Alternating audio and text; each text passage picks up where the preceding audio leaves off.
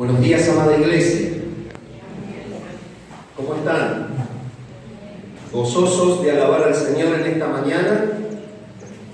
Qué bendito momento, ¿verdad? Cuando nos reunimos y podemos alabar al Señor y estamos todos juntos y somos tan diferentes de distintos barrios, de distintos lugares, de distintas edades, hombres y mujeres, con distintas ocupaciones, pero hay algo que nos convoca y estamos enfocados en una persona y es la belleza de Jesucristo.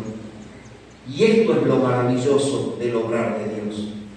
El obrar de Dios hace que personas diferentes vivan una misma unidad. Es la unidad del Espíritu. Es la que habla Efesios capítulo 4, la cual solo debemos estar nosotros solícitos en guardar. Y nunca la palabra dice que nosotros la podamos crear, sino solo solícitos en guardar, porque ya está hecha.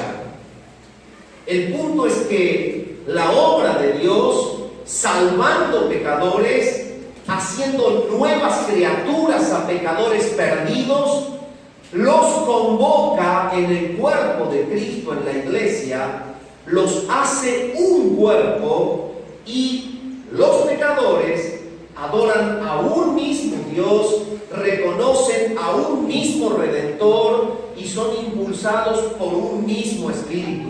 Y eso es lo que pasa. Y eso es lo maravilloso. Les invito en esta mañana a abrir las Sagradas Escrituras en Romanos capítulo 7. Vamos a continuar con el estudio que hemos comenzado de esta epístola.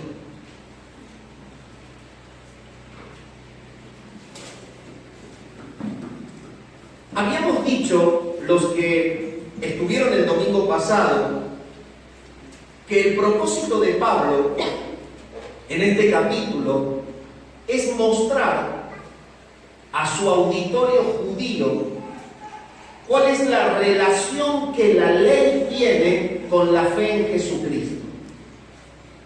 Como esta epístola iba a ser leída a los romanos, creyentes en Roma, Pablo dedica, guiado por el Espíritu Santo, esta porción, este capítulo, para revelarle a los creyentes judíos cuál era la relación que la ley tiene con la fe en Jesucristo. Este es un pasaje que entrega gran información y que aclara el concepto de cuál es la relación que la ley, que era el antiguo pacto que ellos tenían, que eran las ordenanzas y mandamientos que ellos estaban acostumbrados a guardar antes de creer en Cristo. Bueno, ¿cuál es la relación que tiene con la fe en Cristo? Y habíamos visto que en el mensaje anterior había un secreto revelado y Pablo les había mostrado a su auditorio que la ley ya no puede condenar al creyente. Y esto lo revela en el capítulo 7, desde el versículo 1 al 6. Note usted lo que dice. ¿Acaso ignoráis, hermanos? Pues hablo con los que conocen la ley, que la ley se enseñorea del hombre entre tanto que éste vive, porque la mujer casada está sujeta por la ley al marido mientras éste vive. Pero si el marido muere, ella queda libre de la ley del marido, así que si en vida del marido se uniere a otro varón, será llamada adúltera. Pero si su marido muriere, es libre de esa ley, de tal manera que si se uniere a otro marido, no será adúltera.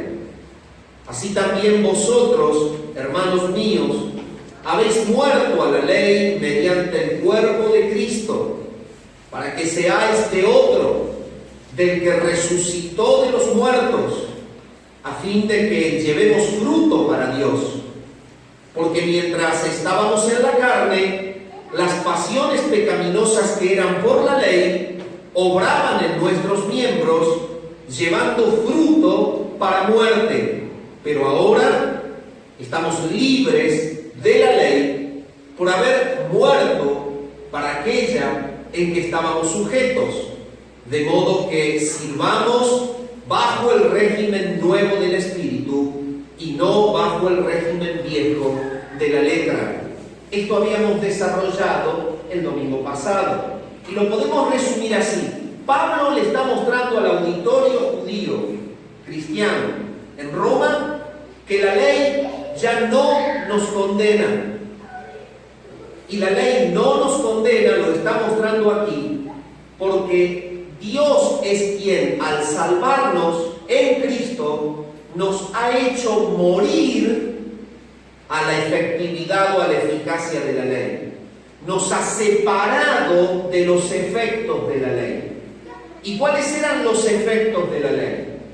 Los efectos de la ley había explicado que era que resaltaban el pecado de la persona. La ley estaba puesta por Dios como un marco que le mostraba a la persona los límites entre lo bueno y lo malo.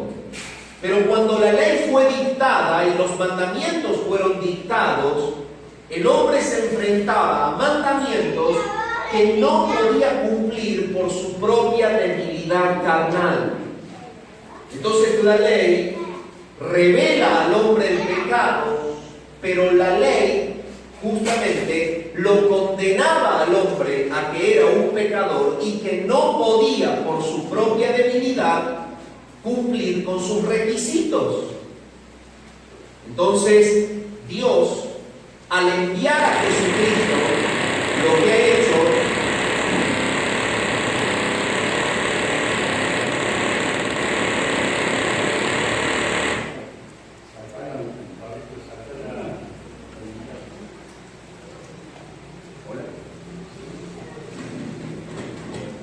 Hola. Bien. Gracias, Pablo. Entonces, lo que está mostrando es que por la salvación en Jesucristo, el Padre nos ha hecho morir a la ley. ¿De qué manera? Lo revela el mismo pasaje. Es Jesucristo mismo quien en la cruz ha pagado el precio de nuestros pecados. Su santidad y su vida santa han mostrado su poder frente al pecado y han mostrado su capacidad para cumplir en sí toda la ley. El único que no transgredió la ley y el único que no hizo pecado ni se halló engaño en su boca es el Hijo de Dios. Es el único. No hay ningún humano bajo la tierra que frente a un mandato de ley pueda cumplirlos a todos sin no fallar en alguno. Entonces, ¿de qué manera el Padre nos hace morir a la ley? Nos hace morir a la ley cuando nos separa de la efectividad de la ley y nos casa con Cristo, que es eso a lo que se refiere el Padre. Nos casa con Cristo, nos une de por vida a los efectos de Cristo. Nos une de por vida a la bendición de estar en Cristo.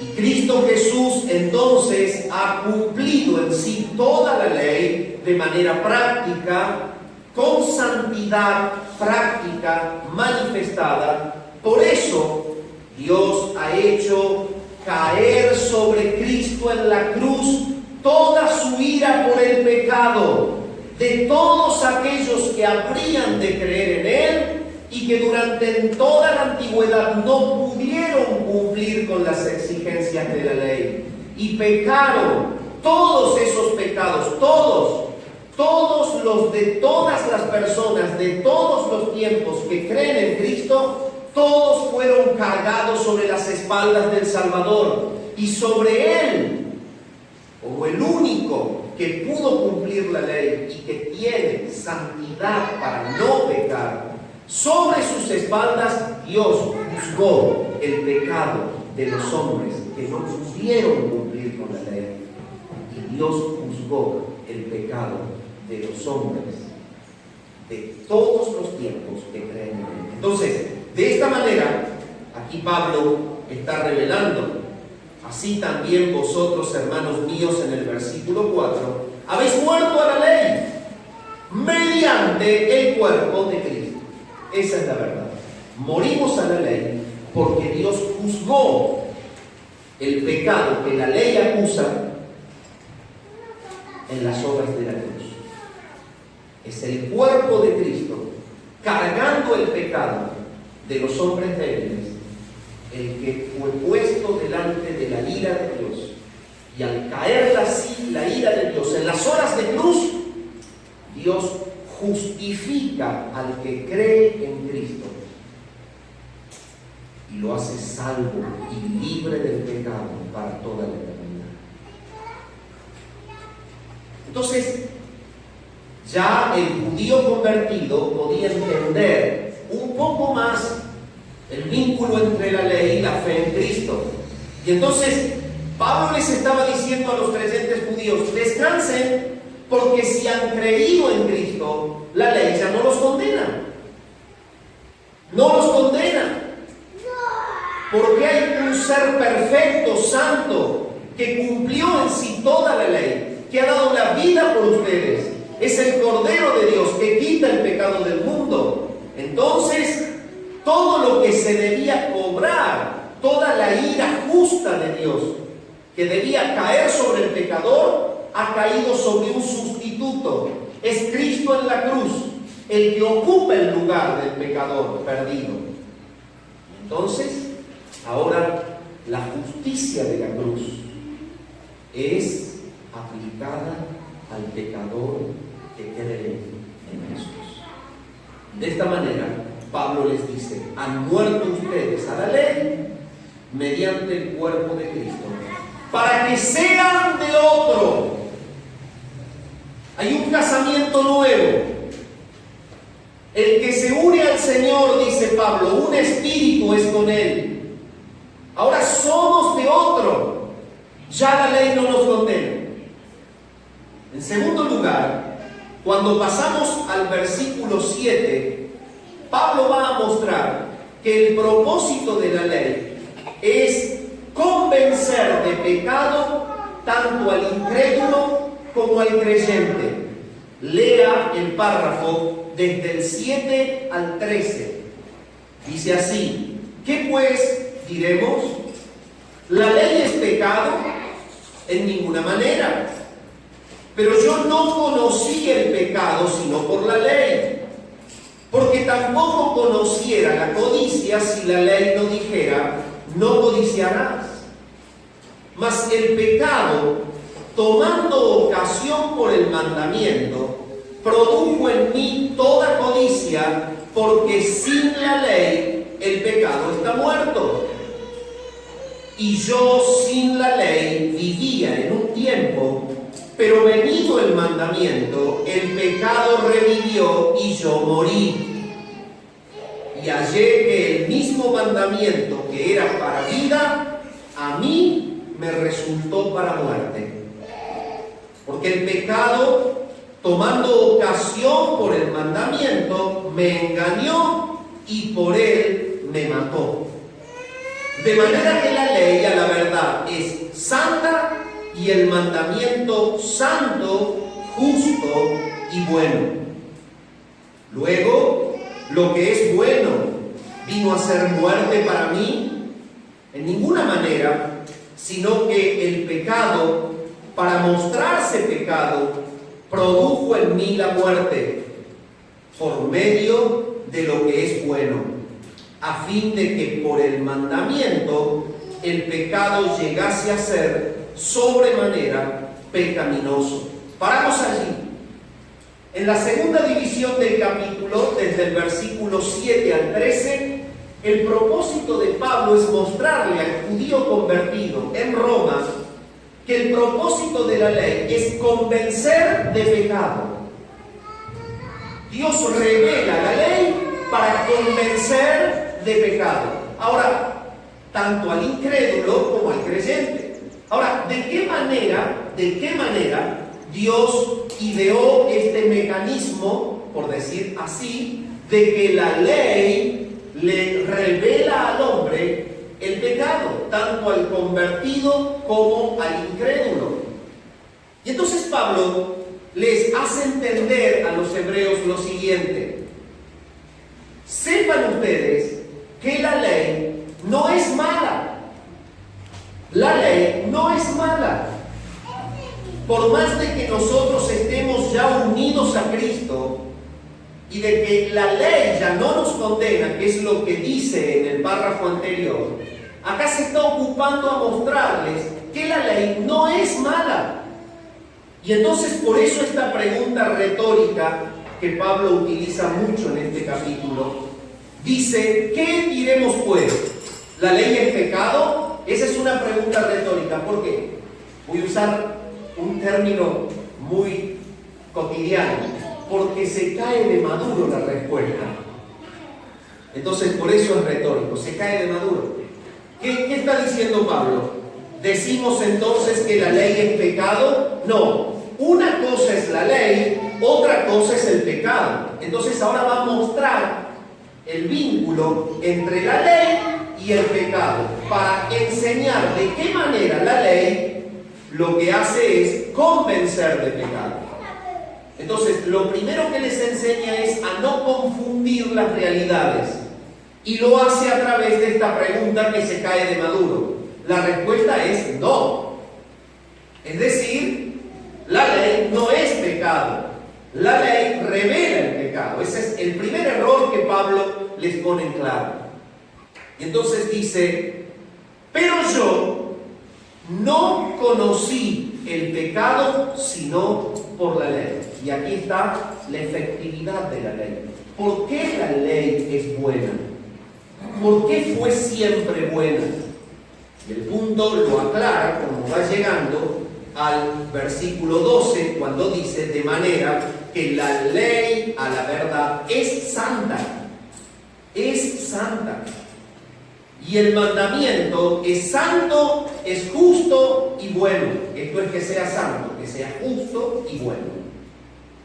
Entonces, lo que está diciendo es que el propósito de la ley era justamente revelar el carácter santo de Dios, mostrar la moral de Dios e invitar a la persona a que alinee su conducta con la ética moral de Dios, a que alinee su conducta con la transparencia y la santidad de Dios. Pero como el humano está muerto en sus delitos y pecados y no puede por su propio esfuerzo hacer lo que la ley le pide, entonces la ley tiene el resultado, la tarea de convencer al humano de pecado. Dicho de otra forma, Dios reveló su ley, a través de la ley reveló su carácter, a través de la ley reveló su persona, y a través de la ley le dice al hombre: mírate por dentro, te vas a dar cuenta que solo no podés, necesitas a Cristo. Necesitas a Cristo. Entonces, en este segundo párrafo que hemos leído, lo podemos definir al tema como: la ley convence de pecado al incrédulo y al creyente. Y lo explica Pablo, que la ley hace que la persona conozca el pecado.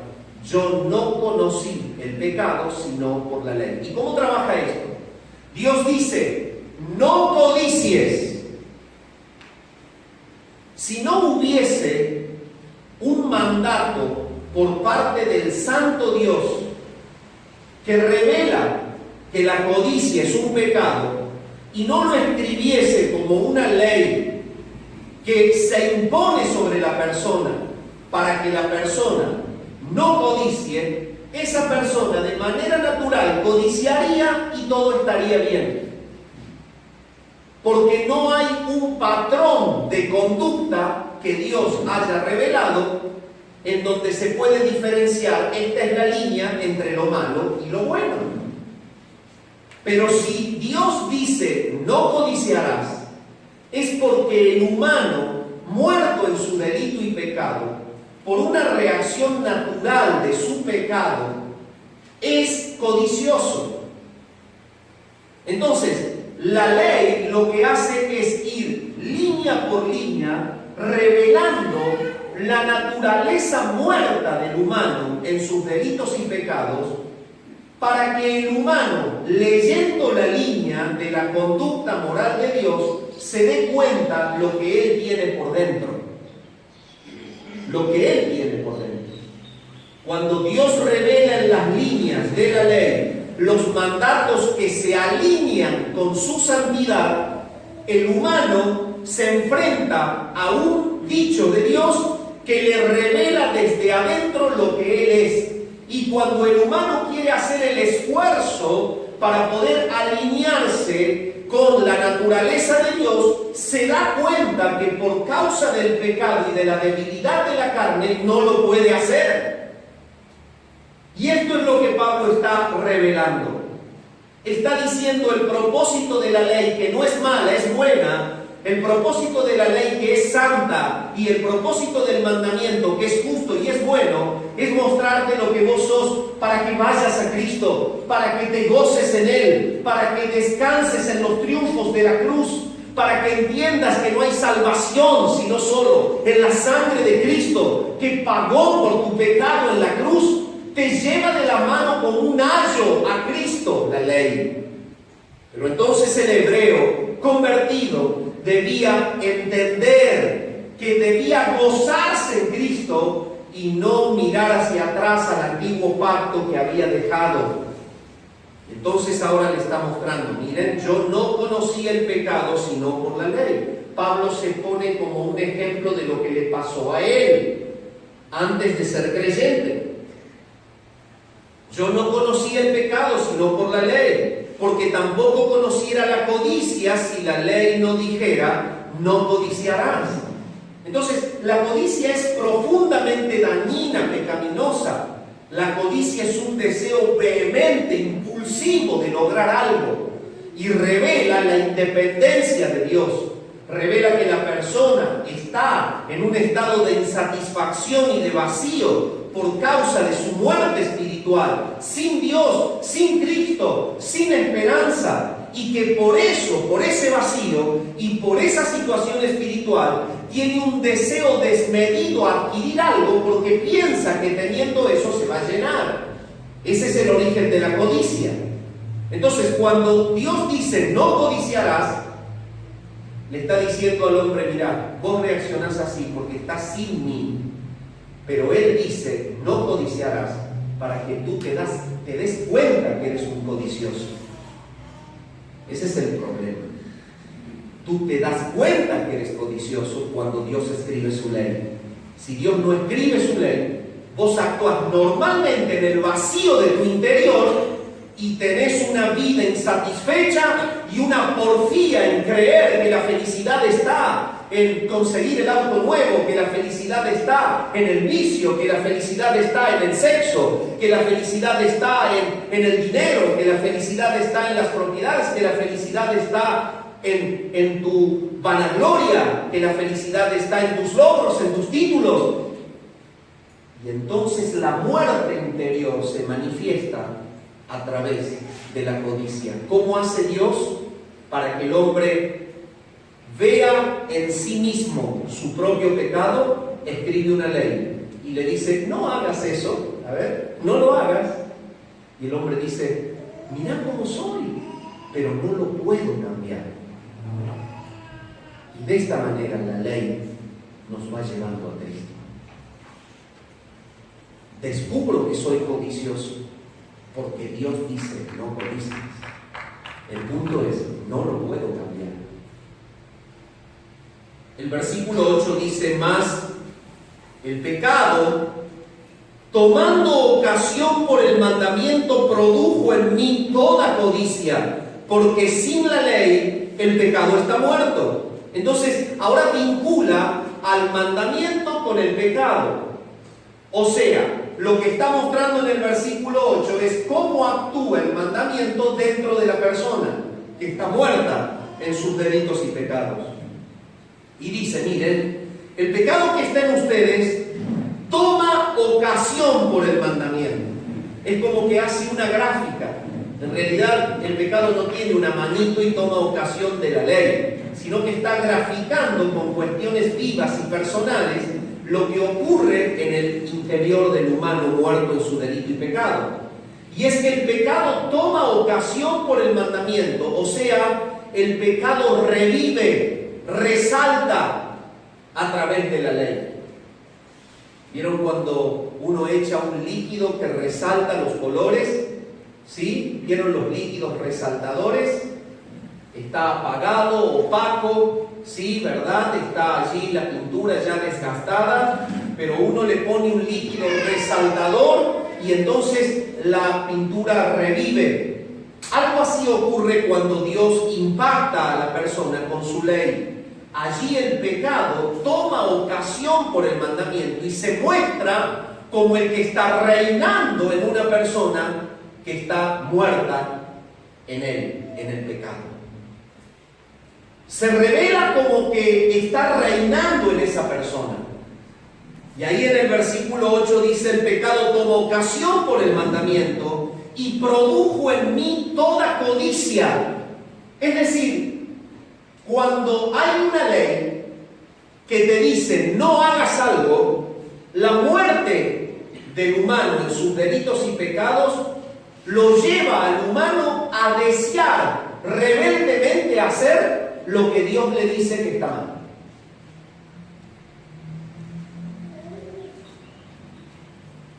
¿Vieron el dicho que todo lo prohibido es más lindo? ¿Lo escucharon alguna vez en la calle? Yo creo que sí, todos, ¿no?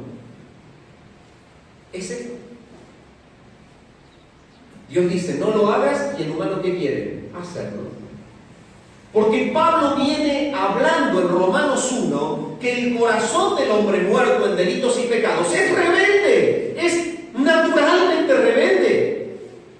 Se opone a Dios de una manera natural, como una maquinita fabrica rebeldía. Y cuando Dios dice no codicies, ¿qué dice él? Ese mandamiento me produjo ganas de codiciar. Produjo en mí toda codicia. Y ahí es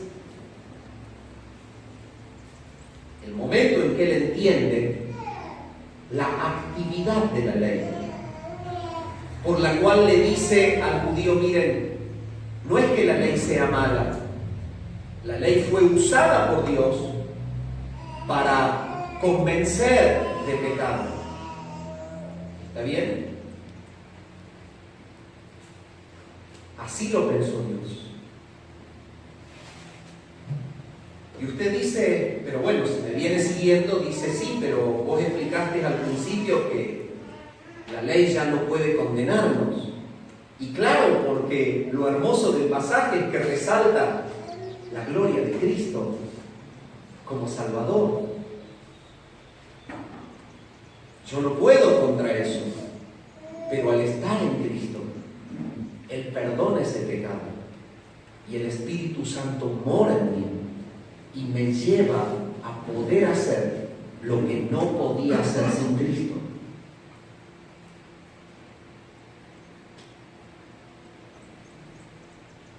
Entonces, en el 9 dice, y yo sin la ley vivía en un tiempo, pero venido el mandamiento, el pecado revivió y yo morí.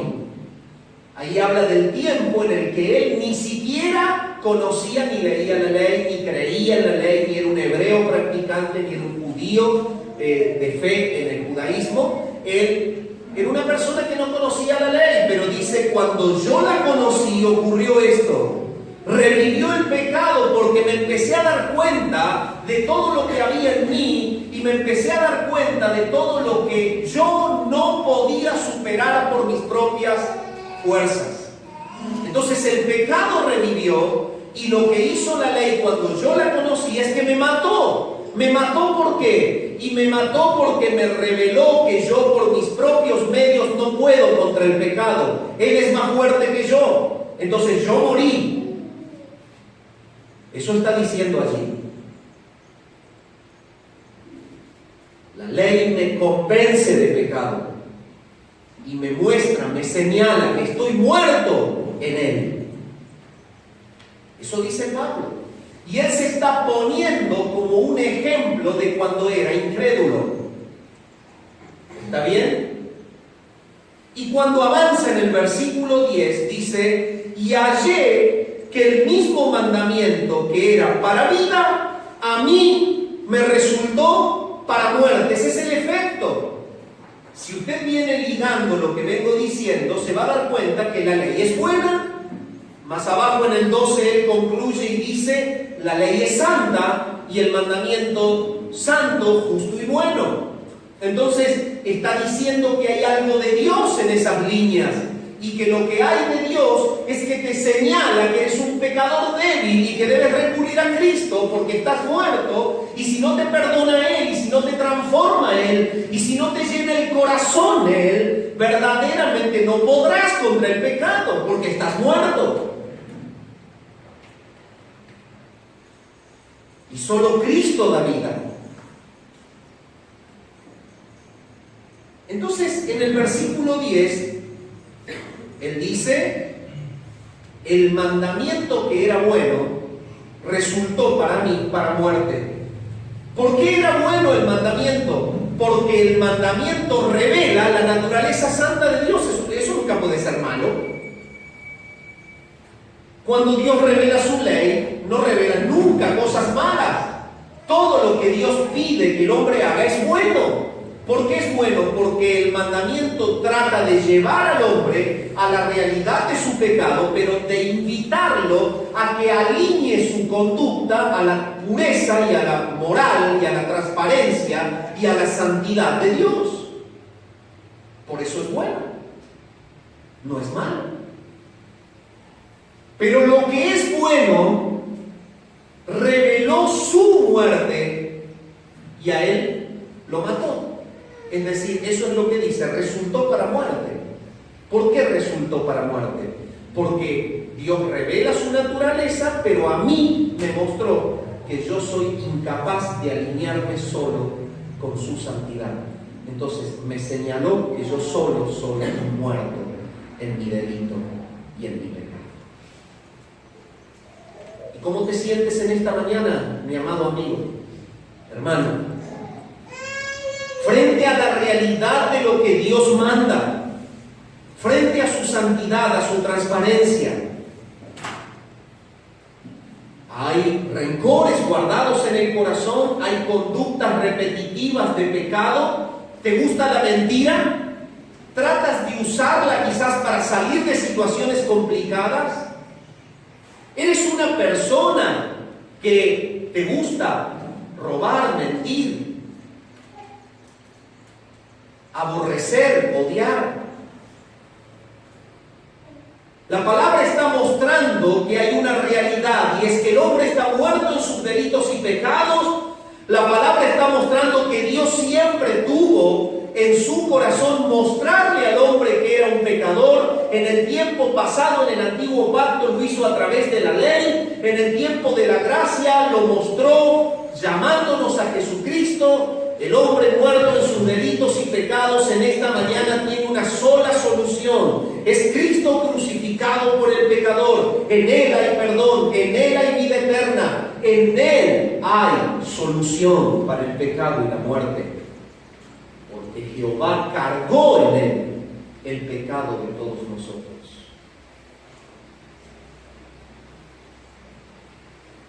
Cuando avanza, Pablo dice: porque el pecado, versículo 11, tomando ocasión por el mandamiento, me engañó y por él me mató.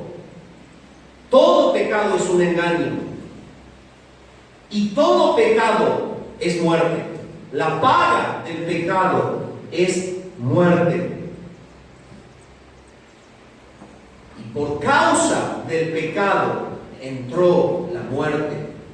En Romanos 5:12 lo dice claramente, que por causa del pecado entró la muerte. Y en el capítulo 6 y versículo 23 revela que la única manera de pagar el pecado es muriendo. Entonces aquí hace como una vinculación y está diciendo: el pecado me engañó y por él me mató. La ley hizo que yo me enfrentara a mi propia naturaleza condenada. La ley hizo que yo me enfrentara a mi incapacidad para poder desvincularme de la prisión repetitiva del pecado o de la práctica repetitiva del pecado. La ley me hizo ver que yo no puedo solo y que estoy muerto. Eso dice Pablo. Y los creyentes hebreos convertidos empezaron a entender la realidad. ¿Pero qué entendían? Más profundamente la efectividad de Jesucristo. Porque en el primer párrafo Él les había dicho: ya la ley no te condena al estar casado con Cristo. Ya eres de otro. Eres de otro. Y por causa del cuerpo de Cristo, ya no estamos más ligados a la ley.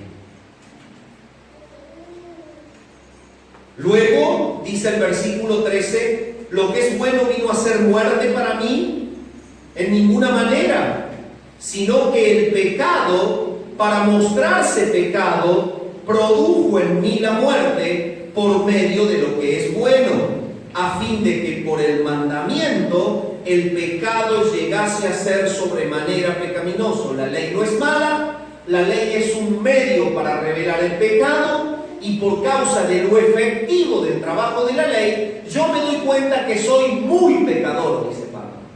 Ese es el resultado de la obra de Dios en él. Gracias a lo bueno de la ley, podemos resumir el texto 13, gracias a lo bueno de la ley, ahí está el resumen, yo hoy me doy cuenta que soy muy pecador.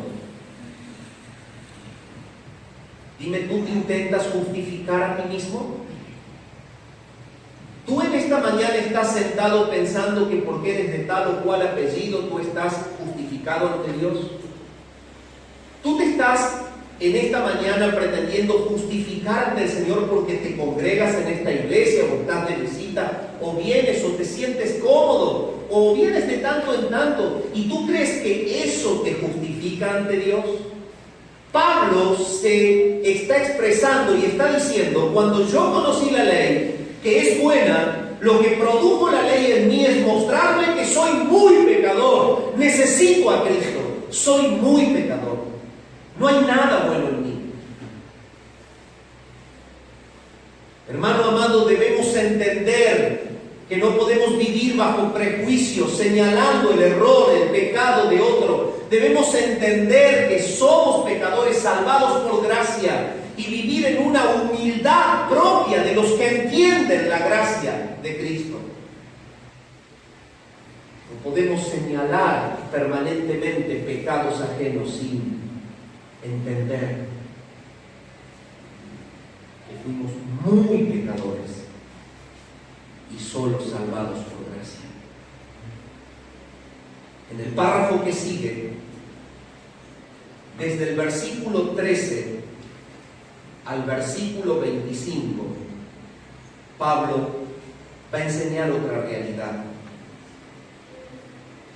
Va a enseñar la realidad de que la ley no puede hacer libre del pecado al creyente. La ley no puede hacer libre del pecado al creyente. Noten ustedes cómo enseña esta realidad. Luego, vamos al 14. Dice, porque sabemos que la ley es espiritual, mas yo soy carnal, vendido al pecado. Entonces, Pablo está diciendo, el mandamiento de Dios es ley. Y la palabra dice que Dios es espíritu.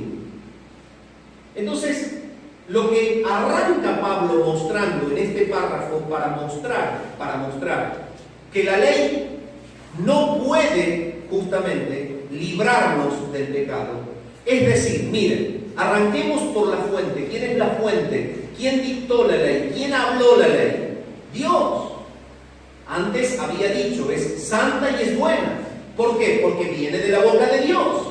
Y al venir de la boca de Dios, revela el carácter de Dios, revela quién Dios es, revela la santidad de Dios y te expone a vos como un pecador y te muestra que estás muerto en tu delito y pecado y te muestra que eres muy pecador para que vayas a Cristo.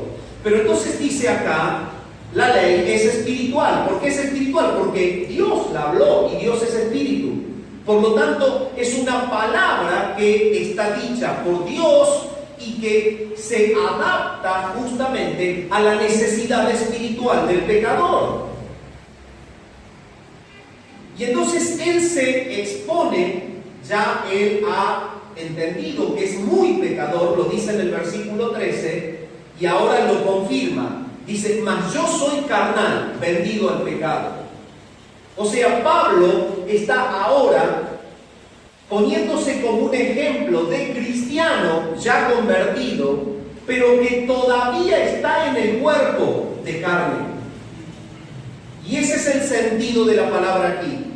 Yo estoy en el cuerpo de carne, la ley es espiritual, pero ocurre algo. Ocurre que yo estoy todavía en un cuerpo que está afectado por el pecado, que está vendido al pecado. Eso quiere decir que Pablo encuentra que hay una concupiscencia en él que lo lleva de una manera quizás involuntaria a inclinarse hacia la transgresión, hacia el pecado. Fíjense en lo que dice en el versículo 15. Dice, porque lo que hago no lo entiendo, pues no hago lo que quiero, sino lo que aborrezco, eso hago.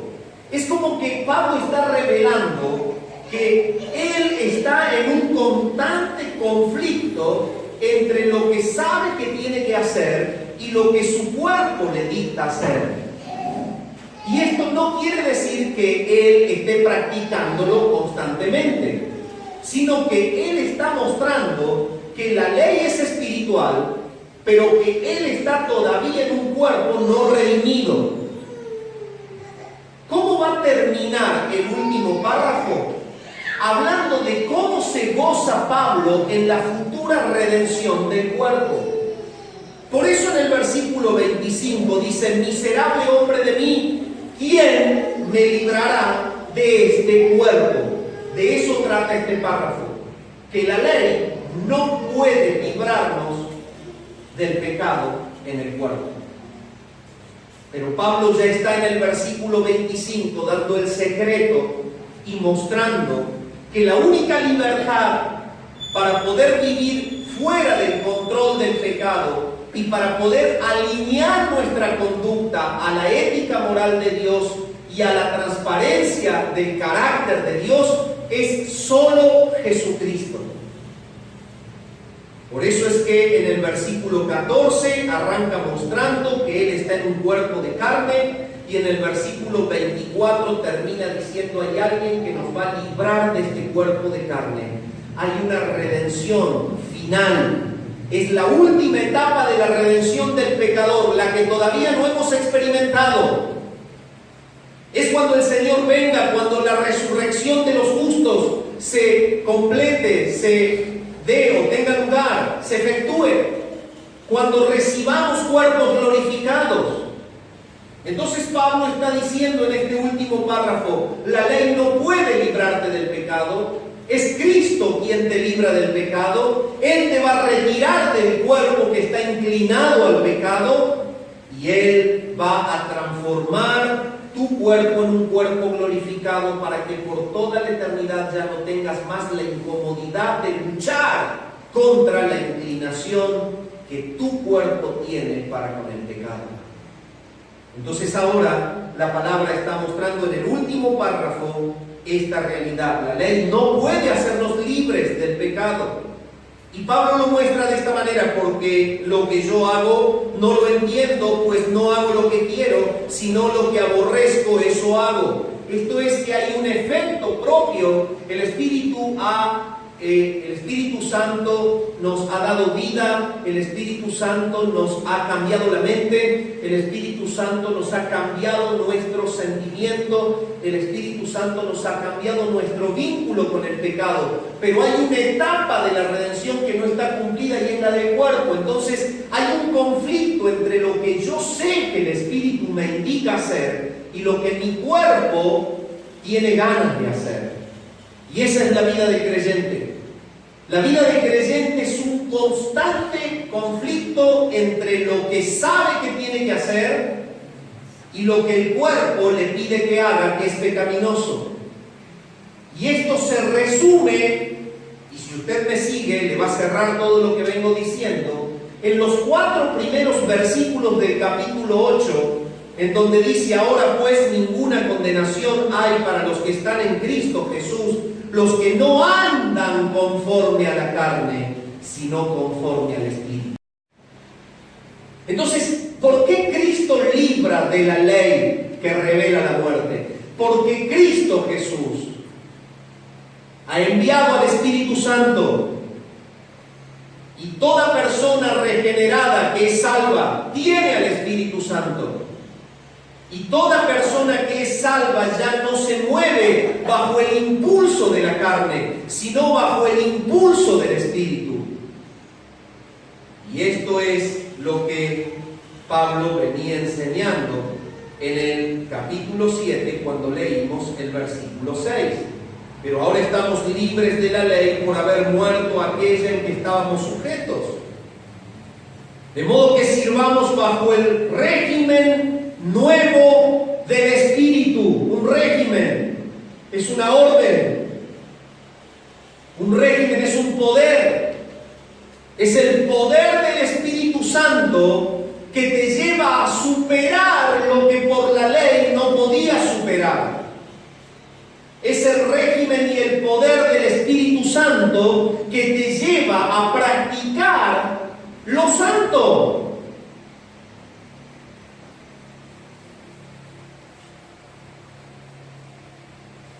Entonces, en este último párrafo y en los primeros versículos del capítulo 8 hasta el 4, cuando nos dice: para que la justicia de la ley se cumpliese en nosotros, que no andamos conforme a la carne, sino conforme al Espíritu. Dicho de otra forma, Pablo va a revelar en el último párrafo que la ley no puede librar del pecado. Pablo va a revelar que solo por Cristo podemos ser libres del pecado. Y en los 4 versículos del capítulo 8 va a revelar que Cristo mandó al Espíritu y que por causa del poder del Espíritu, que es un nuevo régimen que opera en mí, lo que yo no podía hacer sin el Espíritu y que me exigía la ley, ahora lo puedo hacer por el Espíritu fuera de la ley. Y ahí cierra la manera en la que Pablo exalta a Cristo como el Salvador. Eso. Y esa es tu vida, hermano. ¿Tú tienes a Cristo? Tú no puedes decir: mira, este mandamiento, si era para la antigüedad, no codiciarás. No, pero el Señor sabe que yo soy débil, hermano. Eso lo podía hacer Pablo, lo podía hacer Pedro. No mentirás, no, hermano, pero mire, eso es muy difícil. No, aquí está diciendo que el régimen del Espíritu te lleva a tener una justicia superior a la exigencia de la ley. Te lleva a decir que Cristo puede en ti hacer que el carácter de Dios fluya por el poder del Espíritu. muestra a Cristo. Tu vida puede mostrar a Cristo, porque el Espíritu de Dios tiene como tarea principal y fundamental la formación de Cristo en tu vida, y el propósito del Padre ha sido salvarte para que seamos conformados a la imagen de su Hijo.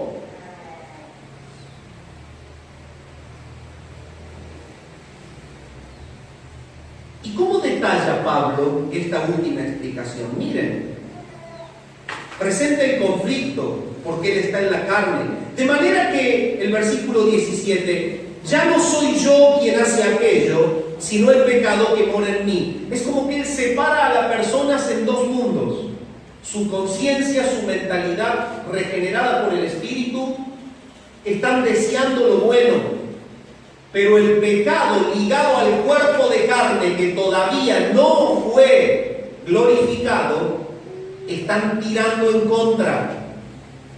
Cuando Pablo enseña esta realidad y le escribe a los Gálatas en el capítulo 5 y el versículo 16, dice: digo pues, anden en el Espíritu, o sean consecuentes con el nuevo régimen del Espíritu. Porque el deseo de la carne, en Gálatas 5:16, es contra el Espíritu. El término griego aquí es una expresión que literalmente significa que están en una guerra a muerte. La obra del Espíritu es matar la carne, que te trata de llevar cautivo a la desobediencia a la santidad de Dios. Por eso Pablo, escribiendo a los romanos, dice lo siguiente: mas si por el Espíritu hacéis morir las obras de la carne, viviréis. Y lo dice en el capítulo siguiente, en el 8. Ese es el régimen del Espíritu. El régimen del Espíritu es el que controla tu vida ahora que eres de Cristo. Y el régimen del Espíritu tiene como tarea principal, como encargo principal, matar lo humano, carnal, rebelde que hay en ti. Por eso Pablo le escribe a los Gálatas y les dice: anden bajo el control del Espíritu cada día, porque lo que el Espíritu desea se opone a la carne, y lo que la carne desea se opone al Espíritu, y estos están opuestos entre sí, para que no hagáis lo que quisierais. O sea, sigue presentando el conflicto entre lo que quiero y lo que hago, que es lo que Pablo está tratando aquí. Y está diciendo: por estar en un cuerpo no redimido todavía, no hay una similitud entre lo que mi cuerpo me pide que haga y lo que mi mente sabe que le agrada a Dios y debe hacer.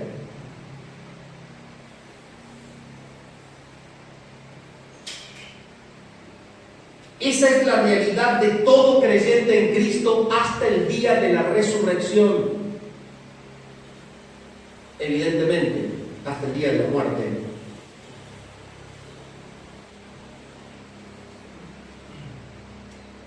Entonces tú dices: ¿sabe, hermano? Yo lucho contra esto, yo sé que está mal, pero tengo deseos de hacerlo. Bueno, no lo hagas. Tú tienes poder para no hacerlo. ¿Por qué? Porque estás bajo un régimen de poder. Es el Espíritu Santo que te lleva a tener más fuerza en no hacerlo que la que el cuerpo tiene para decirte hacelo.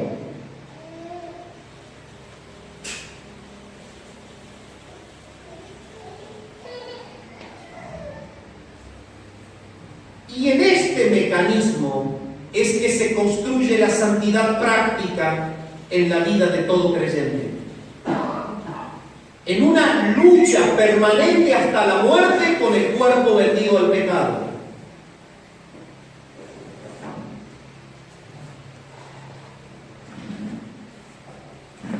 No en vano Santiago dice claramente: cuando alguno es tentado, no diga que es tentado de parte de Dios, porque Dios no puede ser tentado por el mal ni él tienta a nadie, sino que cada uno es tentado cuando de su propia concupiscencia es atraído y seducido. Y la concupiscencia da a luz el pecado, y el pecado, siendo consumado, da a luz la muerte. Entonces, hay un cuerpo vendido al pecado en donde habita un espíritu que es santo. ¿Cuál es tu realidad? Que Dios Espíritu Santo imprime un régimen sobre un cuerpo muerto. Y tu vida de obediencia y de consagración al poder del Espíritu Santo indicará la verdadera realidad de tu vida cristiana santa, que da gloria a Dios, o indicará que Dios te tiene que tratar como un desobediente rebelde, y podrás marchar de reprimenda en reprimenda, de disciplina en disciplina, hasta que la muerte acabe contigo.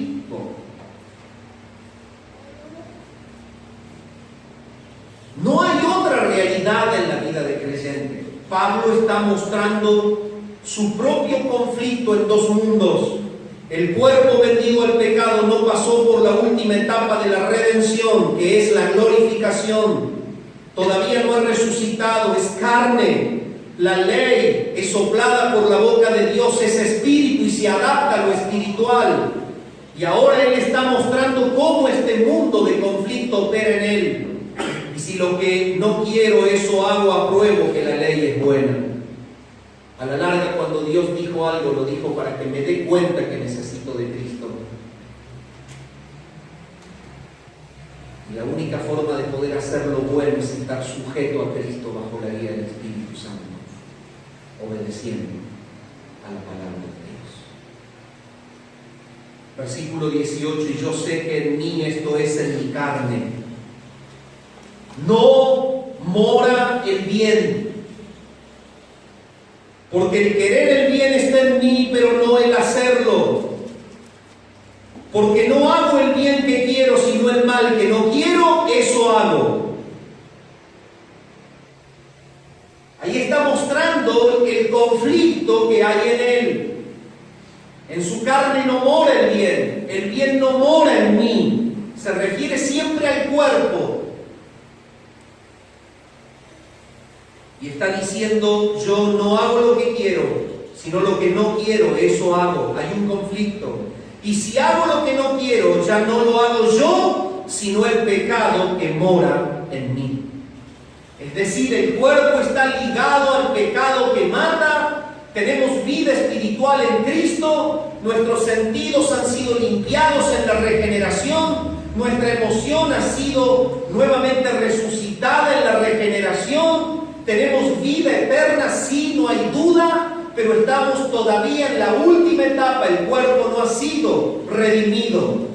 Entonces hay un conflicto que operará en nosotros y que debemos entender que Dios ha diseñado que el creyente viva en obediencia y entrega en la llenura del Espíritu. Esta es la llenura del Espíritu. La llenura del Espíritu es cuánto el Espíritu tiene de ti, no cuánto tú tienes del Espíritu. Tú tienes todo el Espíritu. El Espíritu no se da por medida, dice la palabra. El Espíritu no viene a la persona fraccionado en tercios o en cuartos o en quintos o en séptimos avos. El Espíritu es una persona que regenera, que libra de la muerte. Pero tú tienes que entregarte al verdadero control de un régimen nuevo que te lleva a vivir la santidad de Cristo en un cuerpo vendido al pecado, para que la gente pueda ver al Señor en ti. Así que queriendo yo hacer el bien, hallo esta ley, que el mal está en mí. Porque según el hombre interior, me deleito en la ley de Dios. Pero veo otra ley en mis miembros, que se revela contra la ley de mi mente y que me lleva cautivo a la ley del pecado que está en mis miembros. Bueno, sigue diciendo lo mismo. Él ve otra ley en sus miembros que está rebelde contra la ley de la mente, que es regenerada. Y esa ley de los miembros lo quiere llevar cautivo a la ley del pecado y de la muerte. Y evidentemente más de una vez Pablo, después de ser creyente, cayó en pecado. Evidentemente en ningún lugar de la Biblia enseña que una persona por ser de Cristo ya no peque nunca más hasta la eternidad. La diferencia es que ya no practica el pecado. La diferencia es que ha sido librado de una esclavitud permanente que lo llevaba a vivir el pecado de manera repetitiva y a gozarse y a disfrutar del pecado. Esto pasaba en la impiedad. Pero ahora, al estar en Cristo, nuestro vínculo con el pecado es que debemos luchar contra él bajo un conflicto permanente hasta que el cuerpo sea redimido, y que por estar en Cristo, que ha enviado al Espíritu Santo, la única manera de que pueda el pecado ser subyugado y que no nos atrape en alguna caída es que vivamos bajo el régimen del Espíritu y no bajo el régimen de la carne, que nos lleva permanentemente a transgredir y a desobedecer a Dios.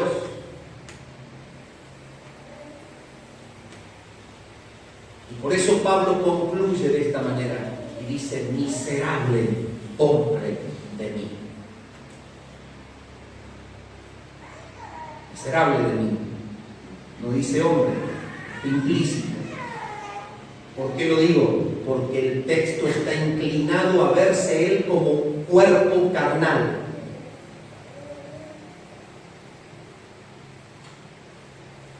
Miserable de mí. ¿Quién me librará de este cuerpo de muerte? Es el cuerpo que va camino a la muerte. ¿Sabes? Este cuerpo que tanto atendemos y que tanto cuidamos y que tanto, por el cual tanto gastamos, será comida de gusanos.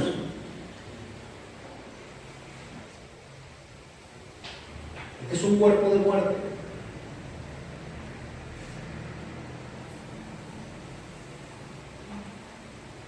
Pero hay una etapa final. Pablo habla en 1 Corintios capítulo 15 de la resurrección. En un momento, en un abrir y cerrar de ojos a la final trompeta, los muertos en Cristo resucitarán primero. En un momento seremos transformados para recibir un cuerpo semejante al cuerpo de la gloria suya. La palabra nos dice que seremos semejantes a Él porque le veremos tal como Él es. En la resurrección del cuerpo es que el cuerpo carnal vendido al pecado no existirá más. Ahora habrá un cuerpo glorioso, adaptable a la santidad de la gloria, que nunca más se inclinará a pecar. Entonces, la lucha contra el pecado es hoy. Si quieres que te diga algo, Dios lo diseñó así, para gozarse en la santidad y transparencia de sus hijos. El único tiempo en el que el creyente puede glorificar el resultado de la salvación, el poder del Espíritu Santo y evidenciar a Dios en medio de los que pecan, es ahora que luchas contra el pecado. Es hoy que tenés ganas de hacer algo que Dios condena. No lo hagas. Hoy Dios se glorifica en tu santidad. Hoy Dios se goza en la salvación de los que Cristo ha comprado en la cruz. Hoy Dios muestra al mundo que su iglesia es santa. Hoy Dios, a través de cristianos que vencen el pecado en sus cuerpos, porque están sujetos al régimen del Espíritu, hoy Dios se glorifica a sí mismo a través de tu santidad. Padre, gracias por tu palabra. Señor, gracias porque verdaderamente el plan de la